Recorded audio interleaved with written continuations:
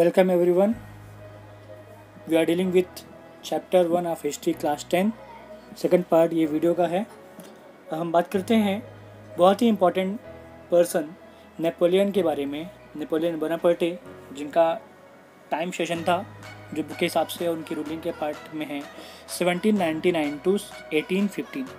इस चैप्टर में ध्यान रखिएगा, बहुत सोच समझ करके और बहुत ही अटेंशन के साथ पढ़िएगा, क्योंकि हमेशा जो घटनाक्रम है उसमें आगे और पीछे होना है, समय के साथ साथ रिलेट करना है चीज़ों को। ठीक है, रिलेट करते हुए हम आगे बढ़ेंगे। तो कभी कभी जो टॉपिक के हिसाब से हमें आगे जाना है, फिर वापस पीछे भी आना है घटनाओं के हिसाब से, उनके बिगिनिंग और एंडिंग के बेसिस पे। So you have studied already about Napoleon Bonaparte. तो उन्होंने क्या किया था, in order to make whole system more rational and efficient, उन्होंने कुछ चेंजेस किए थे और इन चेंजेस को हम 3 मेरिट पे रखते हुए पॉलिटिकल, सोशल और इकोनॉमिक, इस पे हम पढ़ेंगे और समझेंगे। ठीक है, तो बात करते हैं जो उन्होंने व्यवस्था का इम्प्लीमेंटेशन किया था, जिस सिस्टम को इनिशिएट किया था, उसे हम सिविल कोड ऑफ 1804 कहते हैं। और इतना फेमस है इसलिए भी हम इसको नेपोलियनिक कोड भी कहते हैं, यानी नेपोलियन का बनाया हुआ कोड। ठीक है, तो क्या क्या व्यवस्था दी गई इसको हम समझते हैं, पॉइंट वाइज लिख नोट करिएगा। Abolished all privileges by birth, तो जो ऑटोक्रेसी थी, जो अरिस्टोक्रेसी थी, जो अमीर लोग थे, जो चर्च के लोग थे और जो रूलिंग पार्ट में शामिल लोग थे, उनके पास जो बर्थ राइट था, शान शौकत वाली ज़िंदगी, लग्जरियस लाइफ जी रहे थे, टैक्स से एग्जाम्प्ट थे, टैक्स नहीं देना था बल्कि टैक्स पा रहे थे, ऐसी व्यवस्थाओं को ख़त्म कर दिया। ठीक है, तो जो स्पेशल स्टेटस होता है वो ख़त्म कर दिया और इक्वलिटी लाया, इक्वलिटी बिफोर लॉ, यानी कानून के नज़र में सब समान, कोई हीरो कोई जीरो नहीं, सब बराबर हैं, सब हीरो हैं। ठीक है, इस तरह से तो इक्वलिटी बिफोर लॉ। और इन्होंने क्या किया है, राइट टू प्रॉपर्टी दिया। राइट टू प्रॉपर्टी का मतलब ये नहीं होगा कि ये प्रॉपर्टी मिलेगी कहीं ना कहीं, हाँ इतना जरूर है, अगर आपकी प्रॉपर्टी है तो वो आपकी होगी, इसे कोई ले नहीं पाएगा, जो पहले हो जा रहा था छोटे लोगों से बड़े लोग बाई ट्रिक, ठीक है, बाई हुक। हाँ, बट एक कंडीशन था यहाँ पर कि प्रॉपर्टी एक्वायर की जा सकती है या ली जा सकती है बाय गवर्नमेंट, जब वहाँ पर कोई काम हो, या रेलवे ट्रैक बनना है, रोड बनना है, इस तरह के कामों में प्रॉपर्टी को ले सकते थे गवर्नमेंट। ये सिस्टम था, कंडीशन था ये। और चौथा पॉइंट है यहाँ पर है कि नेपोलियन ने कॉन्फेडरेशन किया था स्टेट्स का, तो उस तरह से उसने कॉन्फेडरेशन ऑफ स्टेट्स बनाए थे 39, जिसे हम कॉन्फेडरेशन ऑफ 39 स्टेट्स कहते हैं। ये हुआ पॉलिटिकल डिवीज़न पे। अब बात करेंगे सोशल ऑर्डर के बेसिस पे। सो पहला पॉइंट है, ही सिंप्लीफाइड एडमिनिस्ट्रेटिव डिविजन्स, उसने सिस्टम को अच्छा किया, यानी शासन व्यवस्था को इसने बेहतर किया है। Abolished feudal system, feudal system क्या है इसको समझते हैं। एक तरह कंडीशन ऑफ बॉन्डेज है, जहाँ पर अपर सेक्शंस जो थे, जो पैसे वाले लोग थे, जो अमीर लोग थे, जो चर्च के लोग थे, उनकी ज़मीनों पे लोअर सेक्शन के लोग काम कर रहे थे, मजदूरी मजबूरी दोनों चीज़। ठीक है, तो उसको ख़त्म कर दिया। और पीजेंट्स के ऊपर जो कर्ज थे, जो दासिता थे उनकी, जो दास की तरह जीवन जी रहे थे, उसको भी इन्होंने रिमूव कर दिया, ख़त्म कर दिया। So freed peasants from serfdom and manorial dues. Economic basis पे समझते हैं क्या व्यवस्था दिया नेपोलियन ने। गिल्ड रिस्ट्रिक्शंस वर रिमूव्ड, तो जो ट्रेड पे बैरियर लगा था कि भाई आप अपने एरिया से बाहर जाकर के ट्रेड नहीं कर पाएंगे, वो सारी व्यवस्थाएं ख़त्म कर दिया इन्होंने। ट्रांसपोर्ट और कम्युनिकेशन को तो बहुत ज़बरदस्त इम्प्रूव किया था नेपोलियन ने। पीजेंट्स, आर्टिसंस, वर्कर्स, बिजनेस, सभी इस व्यवस्था को एंजॉय कर रहे थे, यानी अब सभी एक समान से थे और अपना अपना काम बेहतर ढंग से कर पा रहे थे। कॉमन नेशनल करेंसी लाया नेपोलियन ने, जो अलग अलग क्षेत्रों में अलग अलग करेंसी थी उसको हटा करके उसने एक कॉमन नेशनल करेंसी को इंट्रोड्यूस किया। तो बहुत अच्छी चीज़ें चल रही थी, बहुत अच्छा लग रहा था सबको, लेकिन बाद में पता चलता है कि हाँ इससे कुछ प्रॉब्लम भी है। तो ये थे मेरिट्स। अब बात करते हैं इससे कुछ कमियों की, डीमेरिट्स के बारे में। नेपोलियन ने क्या किया है, टैक्स बढ़ा दिया, टैक्स बढ़ा दिया, इंक्रीज टैक्सेस। ठीक है, और सेंसरशिप लगा दिया। भैया नेपोलियन के बारे में आप कुछ भी लिखोगे बोलोगे तो छोड़ेंगे नहीं। ठीक है, दिस इज कॉल्ड सेंसरशिप, यानी आप कुछ भी नेपोलियन के अगेंस्ट में बुरा चीज़, गलत चीज़ जो भी है, यानी एक निगेटिव पॉइंट ऑफ व्यू से आप चीज़ों को मेंशन नहीं कर पाएंगे, पब्लिश नहीं कर पाएंगे किसी बुक किसी मैगजीन में। भैया ये व्यवस्था कर दिया उसने। अब एक तरह से आप कहिए तो डिक्टेटरशिप की तरह ही वो काम करने लग गया है। पावर जिसके हाथ में आता है ऐसे होता है। और फोर्स्ड रिक्वायरमेंट इन आर्मी, भाई बाकी क्षेत्रों पे एनेक्स करना है ना तो आर्मी चाहिए। तो उसके लिए क्या कर दिया भाई, सबको कुछ भी हो चलो भैया आर्मी भर्ती हो जाओ, सो रहे हो खा रहे हो जो भी कर रहे हो चलो आर्मी में चलो, ठीक है। ये व्यवस्था उसने ला दिया। तो ये एक डिमेरिट देखने को मिलता है। और जहाँ से चले थे तरह से वहीं पहुँच गए, क्योंकि नेपोलियन ने डेमोक्रेसी की ऐसी की तैसी कर दी। तो ये सिचुएशन था। इसके अलावा नेपोलियन ने जो कॉन्फेडरेशन ऑफ 39 स्टेट्स बनाया था उसमें क्या था कि सभी एरिया में अलग अलग उनका अपना खुद का करेंसी था, वेट्स था, मेजर्स थे। तो ऐसे में क्या था, जो ट्रेडर्स थे उनके लिए बहुत प्रॉब्लम थी, है ना। वो अगर मुझे कहीं जाना है, सपोज़ मुझे एक स्टेट से दूसरे स्टेट में जाना है तो उसके बीच में कई सारे डिस्ट्रिक्ट पड़ेंगे। तो सब जगह पे मुझे अलग अलग तरीके का टैक्स देना होगा। सबका मेजरमेंट अलग रहता है, कोई भारी है कोई चीज़ उसके वेट पे टैक्स लग रहा है। तो सब जगह का मानक जो है वो यूनिट वो अलग अलग होता था। तो ये बड़ी प्रॉब्लम थी। इसको सॉर्ट आउट किया गया था 1834 में, क्योंकि नेपोलियन की डिफीट होने के बाद भी ये कॉन्फेडरेशन चलता रहा। तो समय का आगे पीछे होना चल रहा है यहाँ पे। तो मैं ये अभी इस टॉपिक को यहीं पे क्लियर कर दे रहा हूँ जिससे आपको रिलेट करने में आसानी। या फिर जॉल्वरिन कहते हैं, ठीक है। क्या है जॉल्वरिन? टॉपिक हमारा है जॉल्वरिन। This custom union was formed by Prussia. Prussia ने इसे स्टार्ट किया था, बाद में और भी जर्मन स्टेट्स इसमें ज्वाइन हो गए। क्या क्या चीज़ें थी इसमें? एबोलिशन ऑफ टैरिफ बैरियर, जो जगह जगह पे टैक्स देना होता है।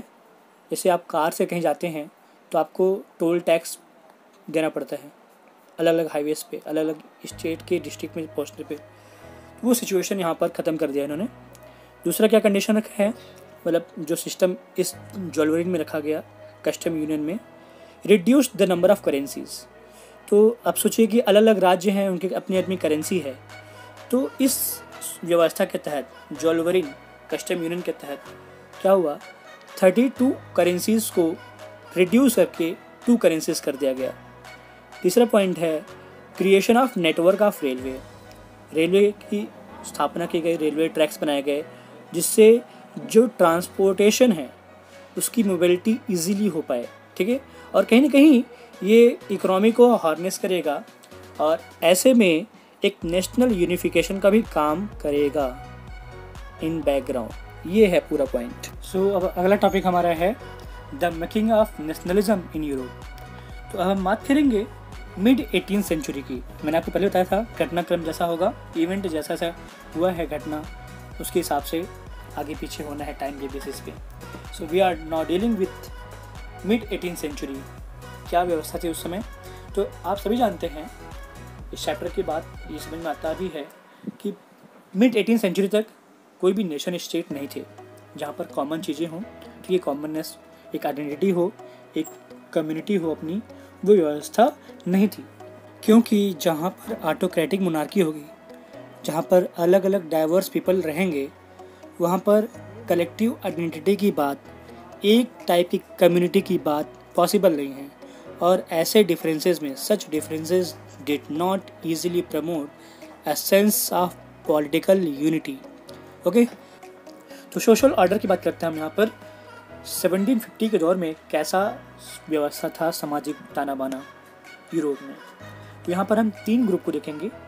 एक है हमारा एरिस्टोक्रेसी। एरिस्टोक्रेसी का मतलब क्या है? ये डोमिनेंट क्लास है। यहाँ पे हम पॉइंट्स नोट करते हैं।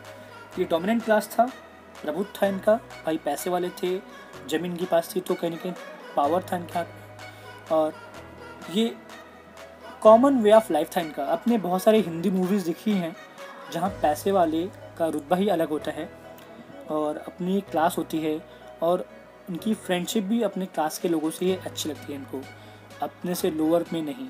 आपने बहुत सारी ऐसी मूवीज़ देखी हैं, ठीक है, हीरो हीरोइन का सब अफेयर वगैरह। सो डोमिनेंट क्लास था, United by common way of life. इनका जीवन एक समान था, पैसे वाले थे तो स्टैंडर्ड लाइफ जी रहे थे, लग्जरियस लाइफ। इनके पास ज़मीन थे, प्रॉपर्टीज़ थी, दे ऑन्ड स्टेट्स। और जैसे आज के समय में आप देखते हैं कि इंग्लिश बोलना मतलब एक क्लास लगता है, वैसे ही उस दौर में ये जो एरिस्टोक्रेसी थी, पैसे वाले लोग थे, ये फ्रेंच भाषा का इस्तेमाल करते थे। यानी इस भाषा का कहीं ना कहीं सिम्बलाइज करता है ये एक high class standard people use कर रहे हैं। इस चीज़ को शो करने के लिए, दिखाने के लिए भी फ्रेंच भाषा का इस्तेमाल किया जाता था, क्योंकि फ्रेंच भाषा को एक हाई क्लास लैंग्वेज माना जाता था। इसके अलावा ये जो फैमिलीज थी ये यूनाइटेड थे बाय वेडिंग्स, शादी करते थे एक दूसरे में, मतलब पैसे वाले से, इस तरह से ये कनेक्टेड थे एक दूसरे से। और यहाँ पर एक चीज़ जो देखने को मिलती है वो ये कि न्यूमेरिकली यानी नंबर में कम थे, पॉपुलेशन में संख्या इनकी कम होती थी, लेकिन डोमिनेंट थे। आज भी अगर देखें आप इंडिया में, तो आज के 137 करोड़ के पॉपुलेशन में 1% of population consisting carrying 73% of economy. तो सोचिए 1% लोगों के पास भारत का 73% पैसा है, इतना ज़्यादा। ठीक है, तो ये हो गया हमारा पहला क्लास, सोशल ऑर्डर। हम बात करते हैं दूसरा है मिडिल क्लास, इसे आप कह सकते हो या पीजेंट्री क्लास। ठीक है, पीजेंट्री, इसमें क्या था, ये मेजॉरिटी में थे भाई, इनकी संख्या ज़्यादा थी, काम करने वाले लोग थे इसमें, पीजेंट्स, मजदूर जो खेतों में काम करते हैं, वर्कर्स ना, और फार्मर्स, ये सारे लोग हो गए। और साथ ही साथ वो लोग थे जो एरिस्टोक्रेसी के लिए ही काम करते थे। ठीक है, कुछ का खुद अपना था, मैक्सिमम इन्हीं बड़े लोगों के खेतों में ज़मीन पे काम करते थे। तीसरा यहाँ पर एक नया ग्रुप देखने को मिलता है। आप मैक्सिमम देखोगे 2 ही क्लास देखने को मिलता है सोसाइटी की बेसिस पे, लेकिन मैं यहाँ पे तीसरा मेंशन कर रहा हूँ। तीसरा, इसे आप न्यू मिडिल क्लास कहिए या वर्किंग क्लास कहिए, इसमें प्रोफेशनल्स थे। ठीक है, सो आफ्टर इंडस्ट्रियलाइजेशन इंग्लैंड में, यूरोप के नेशन इंग्लैंड में मिड 18वीं सेंचुरी तक इंडस्ट्रियलाइजेशन हो गया था। ठीक है, व्यवसाय बड़े लेवल पे, फैक्ट्रीज, इंडस्ट्रीज आ गई थी। तो ऐसे जगहों पे काम करने वाले लोगों के पास पैसे होते थे और उनकी लाइफ कहीं बेहतर होती थी। तो इस तरह से एक नया मिडिल क्लास इमर्ज होता है। So this was educated middle class, इसमें प्रोफेशनल्स थे, बिजनेसमैन, इंडस्ट्रियलिस्ट, टीचर्स, लॉयर्स, ठीक है, इस तरह के लोग थे। और यही मिडिल क्लास थी जिसने नेशनलिज्म के आइडिया को स्प्रेड किया, जिन्होंने क्वेश्चन किया, क्योंकि हम आज भी हम कहते हैं कि पढ़े लिखे लोग ही समाज को, कंट्री को नया दिशा दे सकते हैं, बेहतर स्थिति में ला सकते हैं। और इन्होंने क्वेश्चन किया ये जो एरिस्टोक्रेसी है, जो प्रिविलेजेस है, जो मोनार्कियल रूलिंग है, कि भाई ये किस बात के लिए ये रूल कर रहे हैं, किस बात का ये तानाशाह बने हैं। इन्होंने क्वेश्चन किया कि इक्वलिटी होनी चाहिए। ऐसे ही मिडिल क्लास ने ही नेशनलिज्म के आइडिया को स्प्रेड किया। ठीक है, idea of liberty and nationalism spread by these middle classes all over the Europe. हम देखेंगे आगे इसको। तो यहाँ पर 2 आइडिया निकलता है, एक नेशनल यूनिटी और दूसरा लिबरल नेशनलिज्म। तो नेशनल यूनिटी क्या मतलब है, यहाँ पर क्या होगा भैया, कॉमन होगा सब कुछ, common culture, common language, common tradition, common history, common custom, ये हो गया जो नेशन के तौर पे पहचान दिलाएगा, एक आइडेंटिकल कम्युनिटी होगी। दूसरा है लिबरल नेशनलिज्म। क्या मतलब है इसका, वैसे तो ये वर्ड जो है, इसका रूट वर्ड लैटिन है, लाइबर से आया है, लीबर पढ़ते हैं कहीं कहीं, इसका मतलब होता है फ्री, यानी फ्री होना। ठीक है, so this word liberalism derive from Latin root liber word means free. अब इसको भी हम कहीं ना कहीं 3 बेसिस पे फिर से समझेंगे, इस लिबरल नेशनलिज्म का क्या सेंस था। सोशल ऑर्डर की बात करें तो फ्रीडम फॉर इंडिविजुअल, हर किसी के पास फ्रीडम होगा, इक्वलिटी बिफोर लॉ होगा, और विद पीपल्स एग्रीमेंट एक कंसेप्ट ऑफ गवर्नमेंट की बात की गई, यानी एक गवर्नमेंट होगा जो लोगों के हिसाब से चलेगा। ठीक है, और इसके अलावा क्या होगा, एक कॉन्स्टिट्यूशन होगा और एक नेशनल असेंबली होगी जहाँ पर ये इलेक्टेड पर्सन्स बैठेंगे, काम करेंगे। ठीक है, अब बात करते हैं यहाँ पे सोशल ऑर्डर हो गया, पॉलिटिकल ऑर्डर हो गया हमारा, इसमें कंसेप्ट ऑफ गवर्नमेंट की बात हो गई, और end of autocracy and clerical privileges. ठीक है, ऑटोक्रेसी जो हमने बात किया, ये जो रूलर्स थे, इनकी फैमिलीज जो राइट्स इंजॉय कर रहे थे, अच्छा खासा लग्जरियस लाइफ, वो ख़त्म करने की बात। जो चर्च के फादर थे, क्लर्जी थे, वो भी प्रिविलेजेस यूज कर रहे थे, विशेषाधिकार, उसको ख़त्म किया उन्होंने, यानी एक तरह से इक्वलिटी बिफोर लॉ। सब कोई बराबर हो गया। और इकोनॉमिक पॉइंट ऑफ व्यू से बात करें तो फ्रीडम ऑफ मार्केट की बात किया जाए, ठीक है, फ्रीडम ऑफ मार्केट यानी ट्रेड फ्री होगा, रूट्स में कोई बैरियर नहीं रहेंगे, सामान की जो ट्रांसपोर्टेशन है वो अच्छी होगी, फ्री होगी। सो states imposed restrictions on movement of goods and capital, उसे फ्री किया जाएगा, इसकी बात की जाती है। लेकिन इसकी कुछ प्रॉब्लम भी थे। ये तो था पॉइंट्स जो इसमें मेंशन किया गया है, लेकिन इसमें में प्रॉब्लम भी था। प्रॉब्लम ये था, यहाँ पर यूनिवर्सल सफरेज नहीं था, यानी सभी को वोटिंग राइट नहीं थे। जो नॉन प्रॉपर्टाइज मेन थे उनको वोटिंग राइट नहीं था, फीमेल्स को किसी तरह का कोई भी पॉलिटिकल राइट नहीं था। साथ ही साथ अगर हम बात करें तो 1920 सेंचुरी तक, ठीक है, वुमेन और नॉन प्रॉपर्टाइज लोगों ने मूवमेंट चलाया जिससे इक्वल राइट्स उनको मिल पाए, ठीक है। ये प्रॉब्लम देखने को मिलता है। Okay class, now second part is over here. अब हम आगे की बातें नेक्स्ट वीडियो में करेंगे। नेक्स्ट पार्ट में कैसा लगा वीडियो जरूर मेंशन करें। आपके क्वेश्चंस का वेलकम है, यहाँ पर क्वेरीज आप हमें बताइए। आपके लिए कुछ इंपॉर्टेंट टर्म्स एंड क्वेश्चंस मैं मेंशन कर रहा हूँ, इससे आप करिए। Thank you class, thank you everyone, be safe, stay at home, take care, God bless you all.